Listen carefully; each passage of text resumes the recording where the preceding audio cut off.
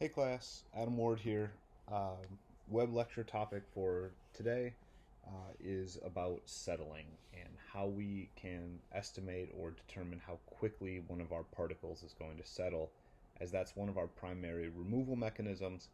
Of course, the faster things settle, the smaller that tank might need to be, or the more efficiently we might be able to treat our water in these cases. So we're going to work through settling today, and there are two primary types of settling that we'll discuss in this class. The first, often called type 1 settling or free settling, is the result of forces coming into equilibrium on a sediment grain. And so we're going to look at three forces. On the left here, you can picture a nice spherical, perfect, idealized sediment grain. And we know one force acting on that grain will be the force of gravity pulling it down. And for the force of gravity, Fg, we can estimate that as the mass of that particle times its acceleration. And the mass of the particle we could calculate as its density multiplied by its volume. And g here is gravitational acceleration. So 9.81 meters per second squared, for example. That's the relevant acceleration in this case. Because I've specified this as a perfect sphere, we could also switch out volume for a descriptor based on the diameter of the sphere. And the volume of a sphere is pi over 6 times the diameter cubed. So that's what we'll go with for the force of gravity. Now, the next force that we'll consider is what's called buoyant force. And so buoyant force is actually an upward force that is exerted as a result of pushing a fluid out of the way. Perhaps you've experienced this if you've ever been to the beach and you've taken a rock that's very heavy, but you're able to lift it underwater. However, you can't lift it up above the water.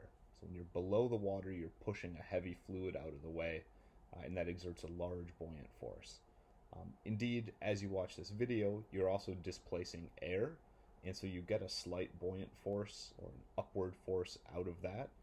But air is such a lightweight fluid that it turns out it doesn't particularly have a large effect. Underwater, however, we do see the effect of buoyancy as quite important. And buoyant force we can estimate as the mass of the fluid being displaced multiplied by the acceleration. And so in this case, it looks an awful lot like the force of gravity. The key difference here is we're not interested in the weight, the density of the grain. We're actually interested in the density of the fluid being displaced. In this case, picturing a grain settling in water, I've got the density of water in there. And the last force that acts in a net upward direction is drag force. And so drag forces are, in short, these are friction forces that are opposing motion. So when you stick your head out the car window or have a dog do that and your hair gets blown back in the breeze, you're experiencing drag forces. They're pulling in the opposite direction that you are actually traveling through the fluid. And without getting into much derivation here, I'll ask you to take it on faith that drag forces can be estimated as 1/2 times the density of the fluid times the velocity that fluid is moving past the particle squared. In our case, that's the settling velocity, A being the cross-sectional area, and CD being a drag coefficient. Just for clarity's sake, Vs, that is settling velocity, that is how fast that grain will be settling through the fluid. A is the area that the flow sees. So if you were looking at this object in the direction of its motion, although we know it's a three-dimensional ball, what you would actually see is a perfect circle. And so in this case, that's pi over 4 times the diameter squared. And that CD is an empirical drag coefficient, and we're going to deal with those in a couple of slides. So for now, take it on faith that this C sub D is an empirical fit. Now, when that grain reaches steady state, meaning it's not accelerating or decelerating, these forces have to come into balance. So the total upward force has to be offset by the total downward force. If that is true, it doesn't mean the grain isn't moving, it means it's moving at a steady state. And so we're going to take that premise and work with it on the next slide. Okay, so here I've recast that to suggest the upward forces, drag and buoyancy, have to be offset by the downward force, gravity. And what I'm doing across the top of the screen here very quickly is just accumulating those same equations that we wrote out for the individual forces on the previous slide. So that first one, for example, is drag force, the second one, buoyant force, and the third one, gravity. And just to make sure we're clear, I had a typo. That drag force should be diameter squared. Now, we can, from here, rearrange this equation and solve it for settling velocity. And we're going to do that in two different cases. So the first case is something that's called Stokes' law. And what Stokes' law does is it solves this problem for settling velocity. And it does so for a very particular set of circumstances. It makes an assumption about what the coefficient C sub d actually is represented by. And we'll see that on the next slide. That mu that appears here is the dynamic viscosity of water. So that has to do with how resistive to flow or how resistive to something moving through it that the fluid might be. So for cases of extremely slow settling, we can use Stokes' law. Otherwise, we use what is called Newton's law. And Newton's law is algebraically just rearranging what you see in the previous equation at the top of the page, gathering some variables together and solving it out for settling velocity. You'll notice that this one does have a drag coefficient in it, and again, we'll see that on the next slide. In the differentiating factor between these two equations, I described it as fast settling versus slow settling. From a strict fluid mechanics standpoint, these are actually defined based on what's called the Reynolds number. The question you should ask yourself right now is, what the heck is a Reynolds number? And so what I've done here is pull just sort of a classical chart that describes the drag coefficient for a spherical object, that's the y-axis, as a function of Reynolds number.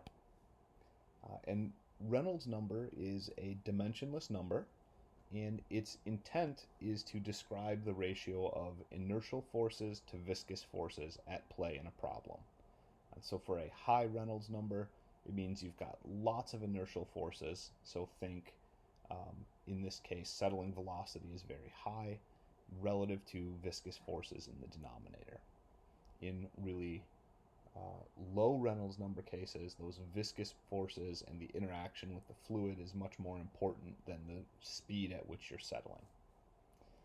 So this Reynolds number should be unitless, meaning you've got to pay attention to what units you're using for density, viscosity, diameter of the grain, and settling velocity, but you should be able to come up with a dimensionless Reynolds number. And the idea of a plot like this is you would find that Reynolds number on the x-axis, go up to the line, bounce over to the y-axis, and read off your drag coefficient. So here in red, I'm showing you the area where Stokes' law is a good approximation. The simplification that we did on the previous slide was to take that drag coefficient and substitute in 24 divided by the Reynolds number. And in that case, what we really would have done is we would have said drag coefficient is 24 over Reynolds number, or 24 mu over density of water times diameter times settling velocity. So that's the simplification that's necessary to get to Stokes' law as I showed it to you on the previous slide. And in general, we accept Stokes' law for Reynolds numbers of less than 1, which are incredibly small Reynolds numbers. So these would be probably very, very small, slow settling particles. There's a transitional zone that I've highlighted here in purple where Stokes' law and that simplification no longer works, but it's not bad. And so you can look up lots of corrections for Stokes' law in this transitional zone. And if you're out in the turbulent zone, a good approximation is a drag coefficient value of about 0.4. Strictly speaking, what you need to do there would be guess a settling velocity, find a drag coefficient, solve that equation on the right-hand of the previous slide, and say, does the settling velocity I solved for equal the settling velocity I guessed? Almost certainly it will not, and after 2 or 3 iterations through that cycle of guess and check, you should find what the settling velocity really will be for that particle. Now, this is all well and good, except it doesn't necessarily work for flocks. And the key reason that it doesn't work is that as flocks are settling, they're continuing to grow. Right? We've set up these basins to purposefully have our colloids sticking to one another, to be forming precipitates chemically, and that settling velocity is not constant. Potentially the density and certainly the size of these grains is changing as they have longer to settle. And so what we do then is something that's called a settling column test. And let me just get some axes set up here. So this is an empirical test. What I've tried to represent on the left-hand side here is a tall column. These are often 2 to 3 meters in height. So think, taking the full depth of a typical story in a building. And what we'll do is we'll have this column with sampling ports at various depths along it. We will start it well mixed with our flocks, and then at a series of time intervals denoted in these gray lines, what we'll do is we'll go in and at each depth we'll go ahead and measure what was the percent removal. And so the idea of these lines is that perhaps at 5 minutes, 10, 20, 60, and 90, we've gone in and we've calculated a profile of what percentage of sediment or what percentage of our flock has been removed or settled below that point. And what we'll do as a workflow, now that we've got these coordinates based on time and depth, each of those has that percent removal value associated with it. And here I'm just making up some numbers. I wouldn't suggest hitting pause and writing these down exactly. I'm just trying to make up numbers to give you the sense that we've made a lot of observations in the system. With those, we go ahead and basically build contours from that plot. So if you could think of these like topographic elevations, where you were trying to make contours of equal elevation, here we're trying to make contours of equal removal rate.